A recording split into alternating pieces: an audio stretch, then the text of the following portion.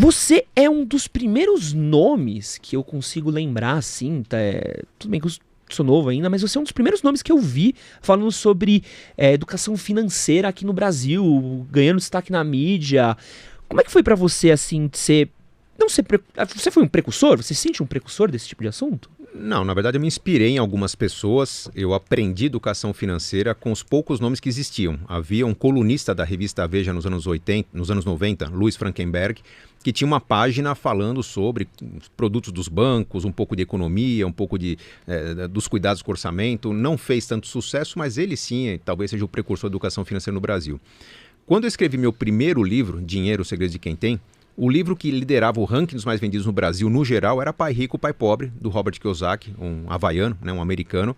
É um livro que faz sucesso até hoje. Bom e livro. havia muito bom livro. Eu recomendo a todos que leiam Pai Rico, Pai Pobre, que dá uma visão meio que escolhas de carreira, de investimentos, trabalho, empreendedorismo, enfim, um livro muito... Ele diz muita coisa em poucas palavras, né? É um livro muito inteligente.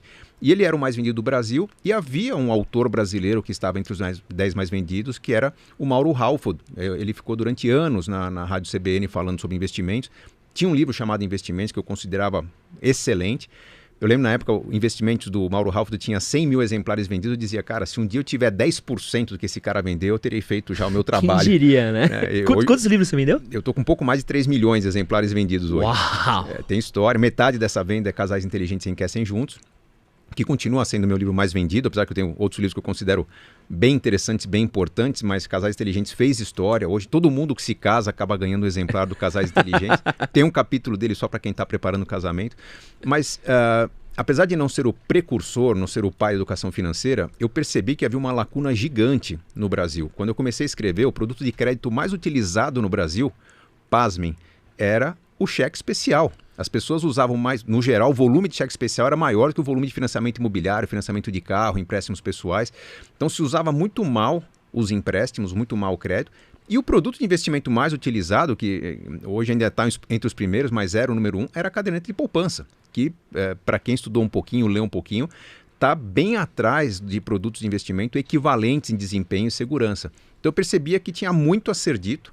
Escrevi meu primeiro livro numa época em que o Brasil tinha juros de 24% ao ano, então basicamente era fácil falar, gente, se você deixar o seu dinheiro no banco, ele se multiplica muito. Você vai chegar ao seu primeiro milhão num prazo curto, 7, 8, 10 anos. Hoje já não é tão simples. Na verdade, existem meios para isso, mas não basta pôr o dinheiro na poupança que você vai chegar lá, né? O mercado ficou mais competitivo, mas eu percebi que havia muito a ser falado. O livro mais difícil de escrever foi o primeiro, que eu tive que montar um passo a passo, um manual, começo, meio e fim. Os demais, né, os outros 15 livros que eu escrevi, praticamente foram respondendo a críticas e dúvidas dos leitores dos livros anteriores. Escrevi um livro, alguns diziam, mas legal, entendi, mas e para convencer minha esposa disso, meu marido disso? Nasceu Casais Inteligentes Enriquecem Juntos. Pô, legal, seu livro é bom, mas o capítulo de filhos é muito pequeno. Nasceu Pais Inteligentes Enriquecem Seus Filhos. E a cada demanda do público, eu escrevia artigos, respondia textos, criava conteúdo no meu blog e esse material foi alimentando a criação de novos livros. Não diria que foi um grande trabalho. Olhando no tempo parece um trabalho muito grande, mas eu não parava para escrever um livro. Na verdade eu parava para reunir o que eu estava produzindo nos últimos meses sobre um assunto específico e assim nasceram 16 livros. E nessa sua jornada, como é que você resumiria o que é inteligência financeira? Inteligência financeira é colocar em prática a educação financeira que todo mundo conhece.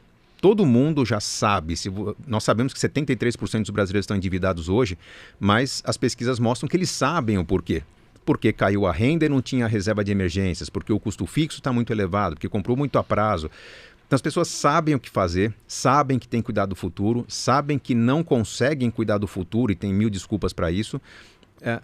A inteligência financeira é quando você consegue fazer com que essa educação financeira se torne prática. Tem componentes muito mais comportamentais do que financeiros propriamente ditos, né? Puxa, se eu ganho, digamos, 2 salários mínimos, que não é uma maravilha, né? O próprio DIEESE, um órgão de governo, diz que o salário mínimo deveria ser de R$6 mil no Brasil, mas se eu ganho R$2 mil, não dá para viver de maneira digna. Não dá, nas grandes cidades brasileiras. Mas será que se de repente eu tivesse um pouco mais de mobilidade, ampliasse meu leque de possibilidades, imaginasse onde que as pessoas que ganham R$2 mil por mês no Brasil vivem bem? Porque tem pessoas que vivem de uma bolsa auxílio do governo que vivem muito bem com R$400, R$500. Com R$2 mil dá para viver excelentemente bem no lugar onde você tem um rio passando no fundo de casa, você pode plantar seus próprios frutos, criar suas galinhas. Então, onde que vivem bem as pessoas que ganham 2.000? Ou onde que pessoas que fazem o que eu faço conseguem renda maior que eu consigo numa grande cidade que tem muita gente competindo? Então, a inteligência financeira ela traz umas provocações que não é simplesmente um serviço de coaching, né? É eu parar, pensar, organizar as ideias, entender onde é que estão as limitações do meu plano, das minhas escolhas de vida e começar a moldar minha vida com um pouco mais de independência. Tem a ver com sobrevivencialismo, não depender do governo, né? Então, pô, se a conta de energia está muito cara, o que eu faço para gastar menos energia, para gerar minha própria energia? Se o carro está muito caro, como é que eu faço para me transportar gastando menos? Então, a inteligência financeira tem a ver com qualidade das escolhas. Não é simplesmente fazer as contas do quanto poupar por mês durante quanto tempo, em quanto tempo eu consigo me aposentar. Tem muito a ver com criatividade e comportamento. Nesses últimos anos, a gente tem falado bastante sobre educação financeira. Sim. É uma coisa, pô, eu não lembro de ter tido nada disso na escola. Me ensinaram como preencher cheque, como calcular juros ali numa aula que eu claramente não prestei atenção e é isso. E deram um tapinha nas costas e boa sorte. É isso aí. Torce pra passar na USP e ganhar um bom emprego. Vai. Onde você vê que tá o déficit? Onde é que tá essa falta essa falta de aprendizado nosso sobre inteligência financeira? Onde é que a gente está errando? É na primeira infância? É no colegial? É na faculdade? Onde é que está o processo que a gente deveria melhorar? Bom, tem alguns equívocos que eram cometidos e foram corrigidos, alguns que continuam sendo cometidos. Primeiro, a falta de educação financeira é o problema número 1. Muito se aprendia sobre português, matemática, história, geografia, enfim, conteúdos que são importantes, mas que com falta de instrumentação, equipamentos, estrutura na escola, até projetos de vida, quando você não coloca um conteúdo interessante num projeto interessante, ele não decola. Então, o fato de não ter na escola uma visão do empreendedorismo, uma visão da realização de objetivos na vida, de caminhos do que você tem que concretizar na vida, eu não estou falando só de educação financeira, mas é um conjunto, né? Não tem aprendizado sobre como viver. Vários conteúdos simplesmente servem para algumas provas, né? Provas que são com visão de curto prazo. Amanhã os alunos vão fazer uma prova do PISA, né? Um Enem, e vão ser avaliados no PISA com uma nota muito baixa, mostram que o nosso conteúdo não está virando prática. Quando se fala, precisamos ter educação financeira na escola, que já tem, começou em 2020, está na Base Nacional Comum Curricular, as crianças têm hoje na escola, não é ter aula de juros, banco, PIX, criptomoedas. É você ter, como acontece hoje no modelo brasileiro, discussão de finanças em todos os conteúdos. O brasileiro hoje cai em armadilhas porque não sabe ler contratos. Então, vamos discutir educação financeira na aula de português. O brasileiro cai em armadilhas porque talvez compre produtos pouco eficientes. Vamos discutir educação financeira na aula de física, química.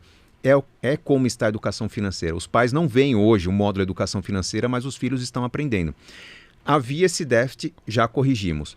Tem um outro déficit muito grande, que é a falta de uma visão empreendedora, que eu acho que deveria estar na escola também. Nós cultuamos durante muito tempo a ideia de que precisávamos resgatar as pessoas que estavam em situação de grande desvantagem, muita desigualdade social. Sim, tínhamos que fazer alguma coisa. Criamos Bolsa Família, auxílio emergencial, uma série de ajudas e facilidades que eram importantes, mas não havia um plano para encerrar essa ajuda. Né? Então, você dá um incentivo, você dá um presente para as pessoas. Legal, quem deu esse incentivo vai ganhar votos. Agora, quem vai ser o político com coragem de tirar o incentivo quando a família não precisa mais? Então, criou-se a cultura do assistencialismo, que é muito perigosa. As pessoas, às vezes, vivem num lugar que podem criar uma horta no fundo de casa, podem colher aquela jaca ou aquela manga no pé, na árvore que está no fundo, mas a pessoa está preferindo ficar sentada em casa ou ficar mandando currículo, procurando emprego onde não tem emprego, porque se acostumou com a ajuda dos outros. E isso é muito perigoso. Perceba que se você for para um outro país, não sei se você já morou um tempo fora, eu já morei um tempo no Canadá, quando você imigra para um outro país, um país sério, pelo menos o país que eu morei era assim no Canadá, você chega, se não tem emprego, o governo te dá um programa chamado Outplacement, preparação para emprego. Legal, gratuito, e se eu tiver filhos ainda ganho uma mesadinha, $800 por mês, gratuito. Só que há um compromisso. Se em um ano eu não conseguir emprego com aquele serviço que o governo me dá, simplesmente eu sou deportado, eu volto ao meu país. Então eu tenho uma pressão para colher resultados com aquele esforço que o governo me dá. Aquilo faz com que a empregabilidade aumente bastante, o desemprego fique baixo, o governo consegue absorver uma série de imigrantes. Então há uma contrapartida, não é simplesmente uma doação, tira do rico e dá para o pobre. Nós precisamos tirar dos ricos e ajudar os pobres para que os pobres fiquem ricos, e não para que os pobres continuem dependendo dos ricos. Esse é um grande buraco que nós temos no Brasil.